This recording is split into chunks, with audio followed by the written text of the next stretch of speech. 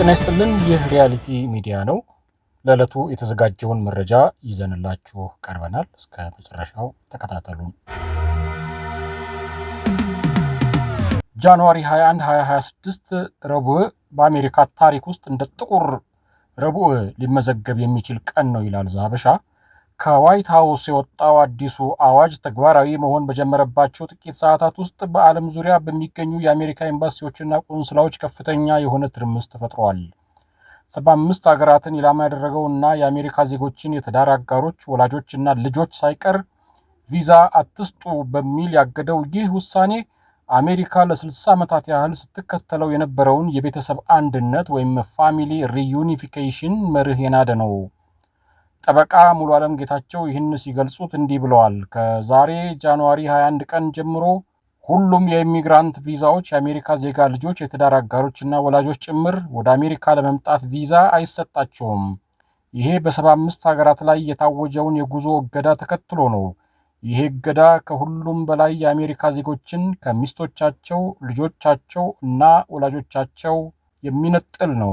ይህ ዘገባ እገዳው ከፈጠረው ስሜታዊ ድባብ ባሻገር ሕጋዊ መሰረቶቹን፣ ታሪካዊ አቻዎቹንና አሜሪካን እየጠበቃት ያለውን ሕገ መንግስታዊ ቀውስ በጥልቀት ይዳስሳል።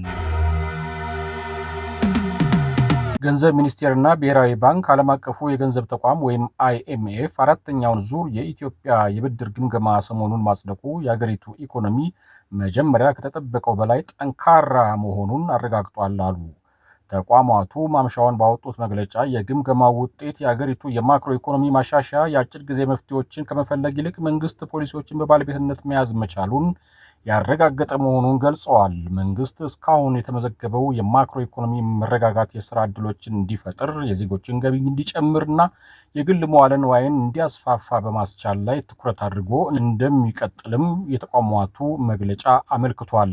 ኢኮኖሚው ጠንካራና ቀጣይነት ያለው እድገት እያስመዘገበ፣ የዋጋ ግሽበት በፍጥነት እየቀነሰ፣ የፊስካል ቁጥጥር ስርዓት እየተሻሻለ እና የመጠባበቂያ የውጭ ምንዛሪ ክምችት እያደገ መሄዱንም መግለጫው ጠቅሷል። የትግራይ ጊዜያዊ አስተዳደር ፕሬዝዳንት ጄኔራል ታደሰ ወረደ አወዛጋቢውን የምዕራብ ትግራይ አካባቢ ከአማራ ክልል የታጠቁ ኃይሎች ሙሉ በሙሉ ነፃ ከማድረግ ውጪ የሚታሰቡ አማራጮች ሁሉ መቆም አለባቸው በማለት አሳሰቡ። ጄኔራል ታደሰ የአካባቢውን የትግራይ ተፈናቃዮች ደህንነታቸው በተጠበቀ ሁኔታ ለመመለስና የትግራይን ህገ መንግስታዊነት ለማረጋገጥ ከፌዴራል መንግስቱና ከአፍሪካ ህብረት ፓኔል ጋር ወደፊት ሰፊ ውይይቶች ማድረግ እንደሚያስፈልግ ከትናንት በስቲያ በተከበረው የጥምቀት በዓል ላይ መናገራቸውን የክልሉ ኮሚኒኬሽን ቢሮ ባሰራጨው መረጃ ጠቅሷል። ጄኔራል ታደሰ ትግራይ በጦርነቱ ከደረሰባት የኢኮኖሚ ውድመት እንዳትወጣ ለማድረግ ተሰርቷል ያሉት ሴራ የትግራይን ህዝብ ህልውና አደጋ ላይ እንደጣለው በመግለጽም ክስ አሰምተዋል። ሳፋሪኮም ኩባንያ የኬንያ መንግስት በኩባንያው ውስጥ ከያዘው የአክሲዮን ድርሻ ከፊሉን ቢሸጥም ኩባንያው ግን የኬንያ ኩባንያ ሆኖ እንደሚቀጥል አስታወቀ። የኩባንያው ኃላፊዎች መንግስት የአክሲዮን ድርሻውን በመሸጡ በባለድርሻዎች ለውጥ የሚፈጠረው ለውጥ በኩባንያው አስተዳደር፣ የቁጥጥር ስርዓትና የዕለት ተዕለት እንቅስቃሴ ላይ ለውጥ አያመጣም በማለት ለፓርላማው ማብራሪያ መስጠታቸውን የኬንያ ጋዜጦች ዘግበዋል። ኃላፊዎቹ የኩባንያው ቦርድ የአስተዳደርና ውሳኔ ሰጪ መዋቅር ባለበት ይቀጥላል ማለታቸውንም ዘገባዎቹ ጠቅሰዋል። የኩባንያው አስተዳደርና የቁጥጥር ስርዓት ባለበት እንደሚቀጥል ኃላፊዎቹ ማረጋገጫ የሰጡት የኬንያ መንግስት ከያዘው የ35 በመቶ ድርሻ 15 በመቶውን ለቮዳኮም ኩባንያ ለመሸጥ መስማማቱን ተከትሎ ነው።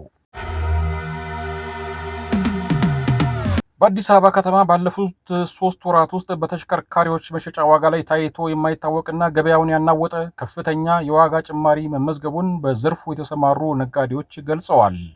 እንደ ባለሙያዎቹ ገለጻ በዚህ አጭር ጊዜ ውስጥ በተለይም በኤሌክትሪክ ተሽከርካሪዎች ላይ ከ500 ሺህ ብር እስከ 1 ሚሊዮን ብር የሚደርስ የዋጋ ጭማሪ መታየቱን ለብስራት ሬዲዮ ተናግረዋል። ለዚህ የዋጋ ንረት እንደ ማሳያ የሚጠቀሰውና በከተማዋ በስፋት የሚታየው የቢዋይዲ እና ሴጉል የኤሌክትሪክ መኪና ከ3 ወራት በፊት ከ2.4 እስከ 2.5 ሚሊዮን ብር ይሸጥ የነበረ ቢሆንም በአሁኑ ወቅት እስከ 1 ሚሊዮን ብር በሚደርስ ጭማሪ በማሳየት 3.4 ሚሊዮን ብር እየተሸጠ ይገኛል። በተመሳሳይ የዩዋን አፕ የተሽከርካሪ ምርት ቀድሞ ከነበረበት 3.6 ሚሊዮን ብር ወደ 4.8 ሚሊዮን ብር ከፍ ብሏል። ይህ የዋጋ ጭማሪ እንደ መኪናው አይነት ሞዴልና ደረጃ ከዚህም በላይ ሊሄድ እንደሚችል ተጠቁሟል።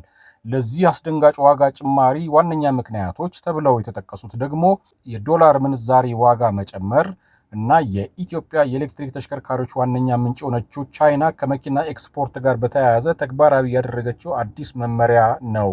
በገበያው ላይ ከፍተኛ የሆነ የመኪና ፍላጎት መኖሩን የሚገልጹት የዘርፉ ተዋናዮች ዋጋው ቢጨምርም የገዢው ቁጥር ግን አሁንም ከፍተኛ እንደሆነ ይናገራሉ። በአንጻሩ በነዳጅ ተሽከርካሪዎች ሽያጭ ላይ በመቶ ሺዎች የሚቆጠር ጭማሪ ቢኖርም አሮጌ የነዳጅ መኪና ወደ ሀገር ውስጥ እንዳይገባ መከልከሉና ካለው ከፍተኛ ዋጋ ጋር ተዳምሮ የነዳጅ መኪና ገበያው እንዲቀዛቀዝ እንዳደረገው ተገልጿል። በአሁኑ ወቅት በገበያው ላይ እንደ BYD E2 ዩዋን አፕ እና ሶንግ ፕላስ ያሉ ሞዴሎች በስፋት እየተሸጡ ቢሆንም ከፍተኛ ተፈላጊነት ያላቸው ሴጉል እና E2 የመኪና አይነቶች ግን በገበያው ላይ እጥረት እየታየባቸው መሆኑ ተነግሯል።